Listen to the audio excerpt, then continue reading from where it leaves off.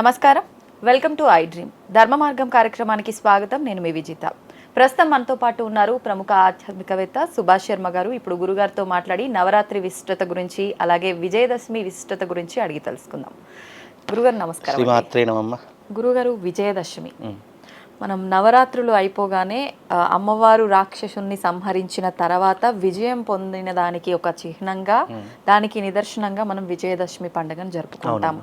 అంటే అందరికీ కూడా ఆ పండుగ వల్ల విజయం కలుగుతుంది అని చెప్పి నమ్ముతుంటారు.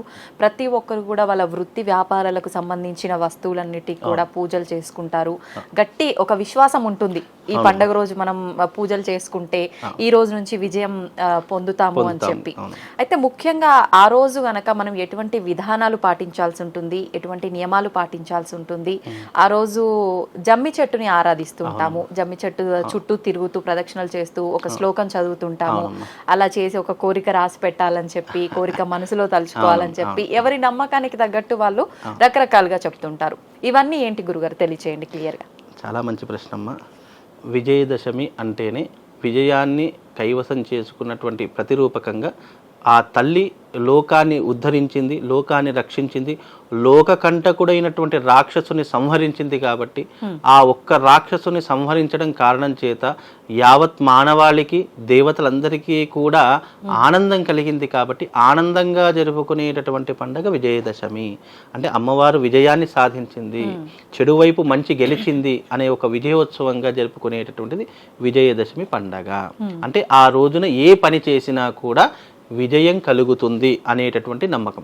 మన సనాతన ధర్మం అంటేనే నమ్మకం మీద ఆధారపడి ఉన్నటువంటి అంశాలు, చాలా సెన్సిటివ్ అంశాలు ఉంటాయి. కొన్నిటి వాటికి మనకు ప్రూఫ్స్ ఉండవు, కానీ నమ్మాలంతే. అలాగే కొన్ని శాస్త్రంలో ఉన్నటువంటివి, సనాతన ధర్మంలో ఉన్నటువంటి దానికి ఆధారం ఏంటి, దీనికి గల రుజువు ఏంటి, దీనికి గల కారణం ఏంటి అని అడిగితే ఎంత పెద్ద వేద పండితున్నా కొంతవరకు మాత్రమే ప్రామాణికం చూపించగలరు తప్ప ఇది జరిగింది అనడానికి నిదర్శనాలు ఏంటి అంటే నిదర్శనాలు చూపించారు, దానికి ప్రామాణికం మాత్రమే చూపిస్తారు. అంటే ఋషులు మునులు మనకు అందించినటువంటి శాస్త్రము, తాళపత్ర గ్రంథాలు ఏవైతే ఉన్నాయో దాని ఆధారంగానే అరే అమ్మవారి యొక్క రూపం ఈ రకంగా ఉంటుంది, స్వామి వారి యొక్క రూపం ఈ రకంగా ఉంటుంది అని వాళ్ళు అందించినటువంటి ఆధారాలతోనే మనం ఒక రూపాన్ని మన మనసులో అనుకుంటాము తప్ప పర్టికులర్ అమ్మవారికి ఇదే రూపము, శివుడికి ఇదే ఆకారము, విష్ణుమూర్తికి ఇదే రూపము అని చెప్పడానికి ఆస్కారం ఉండదు. వాళ్ళు అందించినటువంటి కొన్ని ఆధారాల కారణంచే మనము ఇవన్నీ కూడా ఇప్పుడు తిరుపతిలో ఉన్నటువంటి వెంకటేశ్వర స్వామి విగ్రహం ఉంది. వెంకటేశ్వర స్వామి ఇదే రకంగా ఎందుకుంటాడు అంటే దానికి మనం ఏం సమాధానం చెప్పలేము. ఆయన స్వయంభూగా వెలిసినటువంటి, సాక్షాత్తు స్వయంగా వెలిసినటువంటి కలియుగ ప్రత్యక్ష దైవం వెంకటేశ్వర. దానికి మనం ఈ స్వామివారు ఇలాగే ఉంటారు, ఇలాగే స్వయంగా వెలిసారు అని మాత్రమే చెప్పగలుగుతాం తప్ప ఎందుకు ఇలాగే వెలిసారంటే మనం ఏం చెప్పలేము.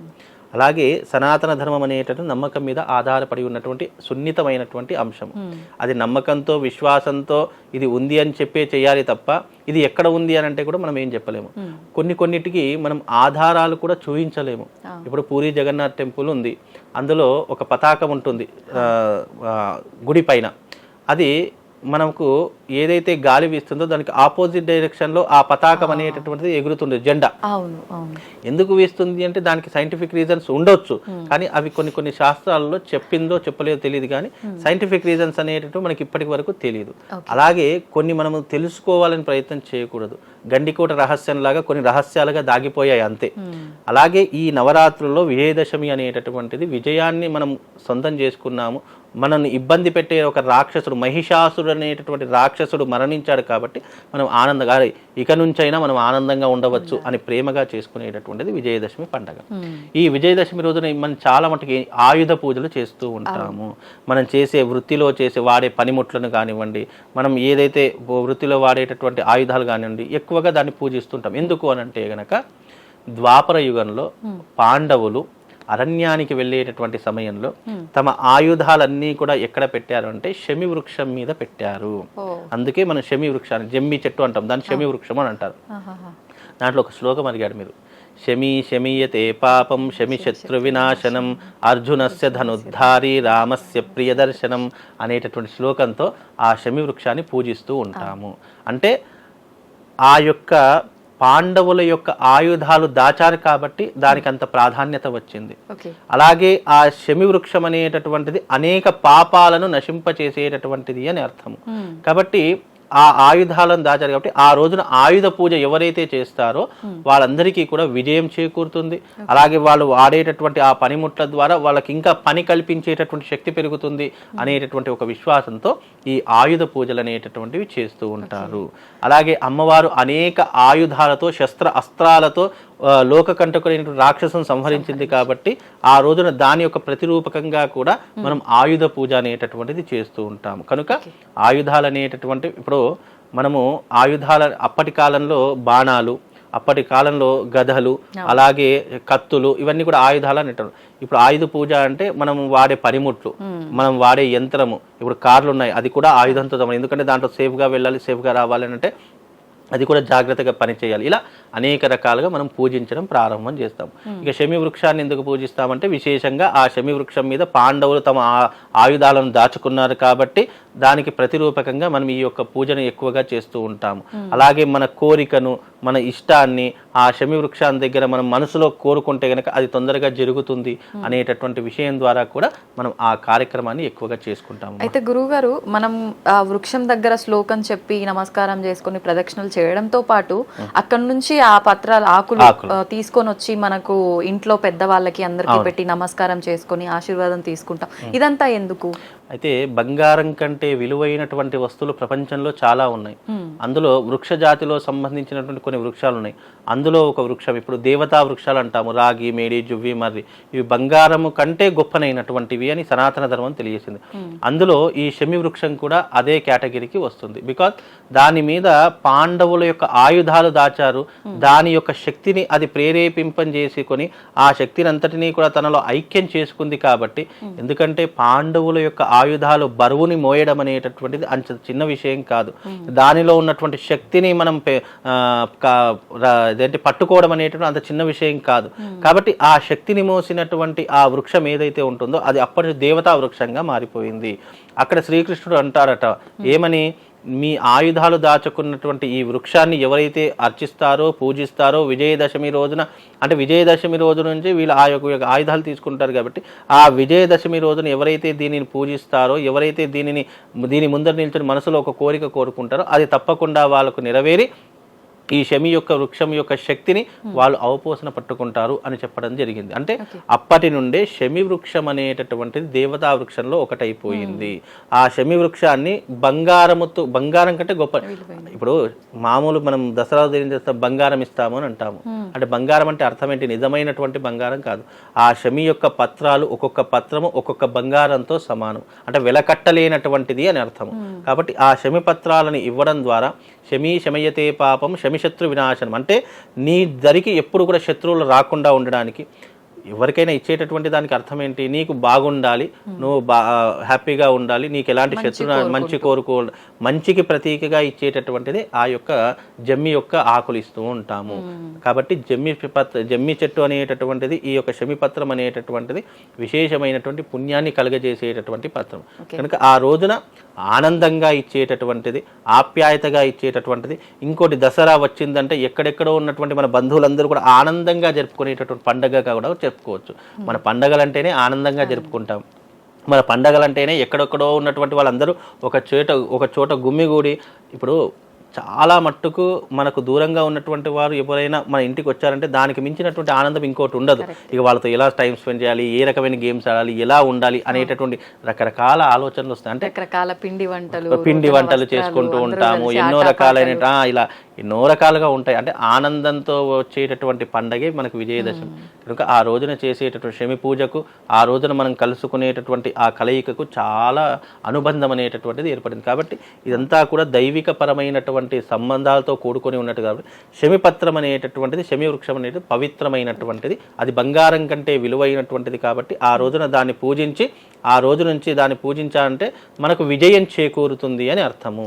కనుక విజయ సూచికకు చిహ్నంగా ఈ యొక్క షమి వృక్షాన్ని పూజించి మనం 10 మందికి ఆ యొక్క ఫలితాన్ని పంచుతూ ఉంటామమ్మా. గురుగారు ఇంకొక ప్రత్యేకత ఉంది ఈ రోజు విజయదశమి రోజు చేయాల్సింది ఏంటి అంటే పాలపిట్టని చూస్తే చాలా మంచి జరుగుతుంది ఆ రోజు అని అంటారు. అసలు పాలపిట్టకి విజయదశమికి సంబంధం ఏంటి? అయితే పాండవులు యుద్ధానికి వెళ్ళేటప్పుడు వాళ్లకు ఒక పక్షి ఎదురయ్యిందన్నమాట. ఆ పక్షి ఎదురైతే అది ఏంటి? పాలపిట్ట. ఓకే. ఆ పక్షి ఎదురయ్యేసరికి, పాలపిట్ట ఎదురయ్యేసరికి దాన్ని చూసాం కాబట్టి మనకు విజయం చేకూరింది. ఆ విజయదశమి రోజున ఎవరైతే పాలపిట్టను చూస్తారో వాళ్ళకు విజయం కలుగుతుంది అనేటటువంటి సూచిక ఒకటి మనకు ప్రస్తావనలో ఉంది. అలాగే ఈ పాలపిట్ట అనేటటువంటి కేవలం మనకు ఆశ్వీజ మాసంలో మాత్రమే కనిపిస్తుంది. మిగతా మాసాలు ఎక్కడ మీకు పాలపిట్ట కనిపించదు. ఎందుకు అని అంటే గనక ఆ పాలపిట్ట అనేటటువంటి కేవలం ఆశ్వీజ మాసంలో మన దేశానికి వచ్చేటటువంటి అరుదైనటువంటి పక్షి జాతి అని చెప్తాం. సైంటిఫిక్ గా చాలా మంది ఇలా చెప్తూ ఉంటారు. కొన్ని పక్షులు కొన్ని కాలాలలో మాత్రమే కనిపిస్తాయి, మిగతా కాలాల్లో కనిపించవు. మళ్ళీ మనకి దసరా రోజు కనిపించింది అంటే ఒక నెల రోజుల పాటు కనిపిస్తుంది తప్ప మళ్ళీ మనం వెతికినా కూడా పాలపిట్ట మనకు కనిపించదు. బికాజ్ దాని యొక్క థియరీ ఏంటంటే ఆశ్వీజ మాసంలో శరద్ ఋతువులో వచ్చేటటువంటి పక్షి మన భారతదేశంలో ఆ పాలపిట్ట. దాన్ని చూడడం ద్వారా కూడా విజయం చేకూరుతుంది. పాండవులు అది చూసిన తర్వాత యుద్ధానికి వెళ్ళి విజయాన్ని సాధించారు కాబట్టే ఆ విజయానికి సూచికగా పాలపిట్టను చూస్తే మనకు కూడా శుభం కలుగుతుంది అనే ఒక నమ్మకం ద్వారా చూస్తాం తప్ప పాలపిట్టను చూడకపోతే ఏదో జరిగిపోతుంది అనుకునేటటువంటిది ఏమీ లేదు. ఇప్పుడు వాట్సాప్ ఓపెన్ చేస్తే ఎవరైనా పాలపిట్టను పంపిస్తున్నారు, చాలా పండుగ శుభాకాంక్షలు పాలపిట్ట పెడుతున్నారు. కాబట్టి అలా చూసినా కూడా ఏంటంటే అది కనిపించడము, అలాగే ఆశ్వీజ మాసం ప్రారంభం అయ్యింది, దసరా ప్రారంభమయ్యింది అనేటానికి సూచికగా కూడా మనకు ఇలాంటి కొన్ని పక్షి జాతులు కనిపిస్తాయి. కాబట్టి పాలపిట్టను చూడడం ద్వారా మనకు విజయం చేకూరుతుంది, ఆనందం చేకూరుతుంది. అప్పటి నుండి మనకు ఉన్నటువంటి అపజయాలన్నీ కూడా తొలగిపోయి విజయ పదం వైపు మనం అడుగిడతామని చెప్పేసి మనం ఈ పాలపిట్టను చూస్తూ ఉంటామమ్మా. గురుగారు, మామూలుగా మనం జమ్మి చెట్టు ఈ కార్యక్రమాలన్నీ పురోహితులు వెళ్ళి పూజ చేసి అదంతా జరిగిన తర్వాత వెళ్తాం. దీనికన్నా ముందు అసలు ఆ రోజు ఉదయం నుంచి మనం ఆచరించాల్సిన పనులు ఏంటి? చాలా మంచి ప్రశ్న. దసరా రోజు మనము కొత్త బట్టలు వేసుకుంటాం. దసరా వచ్చిందంటేనే ఇక ఆడవాళ్ళకి షాపింగ్లు, మగవాళ్ళకి షాపింగ్లు, అందరికీ షాపింగ్లు, కొత్త బట్టలు వేసుకుంటూ ఉంటాం. ఉదయం లేచిన వెంటనే తప్పకుండా ప్రతి ఒక్క వ్యక్తి అమ్మవారి యొక్క నమస్కారం చేసేసుకొని అమ్మవారి యొక్క ఆలయానికి వెళ్ళి విజయోత్సవంగా మొట్టమొదట అమ్మవారికి తప్పకుండా ఆ రోజున 11 ప్రదక్షిణలు చేయాలి. 11 ప్రదక్షిణలు చేసేసి అమ్మవారికి నమస్కారం చేసుకుని అక్కడి నుంచి బయటకు వచ్చి ఇంట్లో తల్లిదండ్రులకు కూడా తప్పకుండా నమస్కారం చేయాలి. ఎందుకంటే విజయదశమి రోజు ఎవరైతే తల్లిదండ్రులకు నమస్కారం చేయకుండా ఉంటారో వాళ్ళ జీవితంలో అన్ని అపజయాలి. ఇక్కడ తల్లి కరుణ ఉన్నప్పటికీ నీ కన్నటువంటి తల్లిదండ్రులకు నువ్వు గనక నమస్కారం చేయకపోతే నీకు ఎన్ని విజయాలున్నా అందులో ఏదో ఒక కీడు వస్తూనే ఉంటుంది. కనుక తప్పకుండా ఆ రోజున తల్లిదండ్రుల యొక్క అమ్మ ఆశీర్వాదం ఎంత గొప్పదో అంతకు ఇంకా ఒక ఇంతు ఆ తల్లిదండ్రుల ఆశీర్వాదం చాలా గొప్పదని శాస్త్రమే ఒప్పుకుంది. కనుక తల్లిదండ్రుల యొక్క ఆశీర్వాదం తీసుకోవాలి. చక్కగా ఆ రోజున దుర్భాషలు ఆడకూడదు, ఆనందంగా ఉండాలి, 10 మందితో కలిసే విధంగా ఉండాలి, 10 మందితో ప్రేమగా ఆప్యాయతగా ఉండేటటువంటి పనినే చేసుకోవాలి. విజయదశమి రోజు నువ్వు ఏం చేశావో అదే నీ జీవితంలో ఇక అదే ప్రారంభమవుతూ ఉంటుంది. నువ్వు ఆనందంగా ఉంటే నీ జీవితం అంతా ఆనందంగా ఉంటుంది. నువ్వు ఆ రోజున ఏదైనా తప్పు చేశావు, మద్యం తాగావు లేదా మాంసం తిన్నావు లేదు అంటే ఇంకా వేరే చేయకూడనటువంటి ఏదైనా పనులు చేసావంటే ఆ పాపం నీకు జీవితాంతం వరకు వెంటాడుతూనే ఉంటుంది. కనుక విజయదశమి విజయానికి ఎలా ప్రతీకనో నువ్వు చేసే తప్పులకు కూడా అదే రకమైనటువంటి కర్మ ఫలితాన్ని నీకు అందిస్తుంది. కనుక విజయదశమి రోజు కోపం పడకూడదు, ఆవేశపడకూడదు, చేసేటటువంటి ధర్మచర్యనే చేయాలి తప్ప మనకు సనాతనం ఏదైతే చెప్పిందో అదే చేయాలి తప్ప అనవసరమైనటువంటి దుష్కర్మలు చేయకూడదు. తల్లిదండ్రులను దూషించడము లేదా నాకు బట్టలు కొనలేదు ఎందుకు కొనలేదు అని చెప్పి గొడవలు తీయడము, ఇలాంటివన్నీ కూడా చిన్న చిన్న గొడవలు తీయడం అనేటువంటిది చేయకూడదు. వీలైనంత వరకు సంతోషంగా ఉండే ప్రయత్నమే చేయాలి తప్ప అనవసరంగా ఇబ్బందులు పడకూడదు. వీలైనంత వరకు ఆ రోజున అమ్మవారికి నమస్కారం చేసుకున్న తర్వాత మనకి ఏదైనా తీరనటువంటి కోరికలు ఏదైనా ఉన్నాయనుకోండి, ఒక 11 పసుపు కొమ్మలు తీసుకోవాలి, ఎర్రటి బట్టలో కట్టేసి దాంట్లో ₹1 నాణెం వేసేసిన తర్వాత రాగి పైసా అయినా సరే లేదా ₹1 నాణెమైనా సరే వేసేసి అమ్మవారి దగ్గర ముడుపు కట్టేసి, అమ్మా తల్లి నాకు వచ్చే సంవత్సరం వరకు ఈ కోరిక నెరవేరాలి, నాకు వచ్చే సంవత్సరం వరకు నీ సంపూర్ణమైనటువంటి అనుగ్రహం నాకు కావాలి, నేను దీనితో బాధపడుతున్నానమ్మా, ఈ బాధను నాకు తొలగించేటటువంటి ధైర్యాన్ని ప్రసాదించు అని చెప్పేసి అమ్మవారికి ముడుపు కట్టవచ్చు. దసరా రోజు కట్టినటువంటి ముడుపు ఆ సంవత్సరం అంతా కూడా మనం దేంతో బాధపడుతున్నామో ఆ బాధను తొలగించేటటువంటి రీతిగా కూడా మనం విశేషమైనటువంటి పుణ్యాన్ని సంపాదించుకోవచ్చు. మళ్ళీ అది వచ్చే సంవత్సరం ఆ ముడుపుని విప్పి పారే నీళ్ళల్లో దసరా రోజు అంటే అమ్మవారి నిమజ్జనం అవుతుంది కదా, ఆ నిమజ్జనం రూపు అది మళ్ళీ కలిపేసేయాలి. ఆ కోరిక నెరవేరిన తర్వాత లేదు, నెరవేరకపోయినా 100% నెరవేరుతుంది. నెరవేరదు అనే ఛాన్సే ఉండదు కదా, 100% నెరవేరుతుంది. ఆ నెరవేరిన తర్వాత ఏం చేస్తాం, మళ్ళీ దసరా తర్వాత అది ఆ ముడుపు విప్పేసి పారే నీళ్ళలో గోదావరిలో నిమజ్జనం చేసేసుకోవాలి. ఇలా చేసినా కూడా విశేషమైనటువంటి పుణ్య ఫలితం కలుగుతుంది. ఆహార నియమాల పద్ధతులు, సాత్వికమైనటువంటి ఆహారం తీసు. దసరా వచ్చింది అని చెప్పేసి ఇక కోయడమే ప్రారంభం చేసావనుకో నీ జీవితం అంతా కోసరే అయిపోతుంది. కాబట్టి ఎవరైనా కూడా దసరా రోజు సాత్వికమైనటువంటి ఆహారం తీసుకోవాలి. చాలా మంది బలులు ఇస్తూ ఉంటారు ఈ వాహనాల దగ్గర, వాటి దగ్గర, వీటి దగ్గర అనేక రకాల బలులు ఇస్తూ ఉంటారు. సరే, వాళ్ళ పద్ధతి, వాళ్ళ ఆచారం వాళ్ళు చేసుకుంటారు, దాన్ని మనం కాదు అని లేము, ఎవరి ఆచారం వాళ్ళది. కాకపోతే వీలైనంత వరకు సాత్వికమైనటువంటి ఆహారం తీసుకోవడం చాలా ఉత్తమమైనటువంటి పనిగా భావన చేసుకుంటారు. ఆ రోజున విశేషంగా ప్రతి ఒక్కరిని కలిసి ఆనందంగా ప్రేమపూర్వకంగా పలకరించడము. ఆ రోజున అమ్మవారి యొక్క అనుగ్రహాన్ని ప్రతి ఒక్కరు తీసుకోవాలి. శమి వృక్షం దగ్గరికి వెళ్ళి చక్కగా నేను చెప్పే శ్లోకం ఉంటుంది, ఆ శ్లోకాన్ని ప్రతి ఒక్కరూ కూడా శమి వృక్షం దగ్గర చెప్పుకోండి, లేదా ఒక పేపర్ మీద రాసుకొని ఆ చూసుకుంటూ అయినా శమి వృక్షం దగ్గర ప్రదక్షిణ చేసుకుంటూ ఆ శ్లోకాన్ని చదువుకోండి. ఓం శమి శమీయతే పాపం శమి శత్రు వినాశనం అర్జునస్య ధనుద్ధారి రామస్య ప్రియదర్శనం అనేటటువంటి శ్లోకాన్ని చదువుకోండి. లేదా అమ్మవారికి సంబంధించిన పురాణ శ్లోకం దేవి సప్తశతిలో చెప్పారు కదా, ఈ 9 రోజులు అమ్మవారి 9 రూపాలుగా అలా మనం పూజించుకున్నాం కదా, ఆ 9 రూపాలను స్మరణ చేసుకో. ప్రథమం శైలపుత్రీశ్చ, ద్వితీయం బ్రహ్మచారిణి, తృతీయం చంద్రఘంటేతి, కూష్మాండేతి చతుర్థకం, పంచమం స్కందమాతేషు, షష్టౌ కాత్యాయని, సప్తమం కాళరాత్రీశ్చ, అష్టమం మహాగౌరి, నవమం సిద్ధిదాత్రీ చ, దశమంతు మహాదేవి అనేటటువంటి శ్లోకాన్ని చదువుకోండి. ఈ శ్లోకాన్ని ఇది మామూలు రోజుల్లో కూడా చదవచ్చు, చాలా విశేషమైనటువంటిది. అంటే మనకు శక్తి రావాలన్నా, మనం చెప్పేది మాట వినాలన్నా, ఈ శక్తి మనం అనేక రకాలైనటువంటి శక్తులను మనం అవపోసన పట్టాలనుకున్నా ఈ 9 పేర్లను స్మరించినంత మాత్రము చేత ఆ సాధకుడికి అమ్మవారి యొక్క 9 రకాల శక్తులు ఆ మనిషిలో నిక్షిప్తమైపోతాయట. అంత విశేషమైనటువంటి కాబట్టి ఈ శ్లోకం మీరు నిరంతరం చదువుకున్నా మీకు విశేషమైనటువంటి పుణ్య ఫలితం కలుగుతుంది. దసరా అనేటటువంటి పండగ, విజయదశమి అనేటటువంటి విజయం కోసం మనకు వచ్చింది కాబట్టి ఆ రోజున ఆనందంగా ఉండే ప్రయత్నం చేయండి. చక్కగా 10 మందితో కలిసేటటువంటి, శత్రువైనా సరే కనిపించారా ఆప్యాయంగా పలకరించండి. అంతే కదా, శత్రువు అని చెప్పేసి నువ్వు పక్కనకి వెళ్ళి ముఖం తెప్పుకొని వెళ్ళిపోయావనుకోండి, జీవితంలో అది ఎప్పటికైనా నష్టమే. శత్రువునైనా సరే ఆదరించేటటువంటి స్వభావం మన సనాతన ధర్మంలోనే ఉంది. కాబట్టి విజయదశమి ఆనందంగా జరుపుకునేటటువంటి పండుగ. చక్కగా ఈ రకంగా జరుపుకోండి, ఇది చేసుకోండి, సరిపోతుందమ్మా. ధన్యవాదాలు గురుగారు.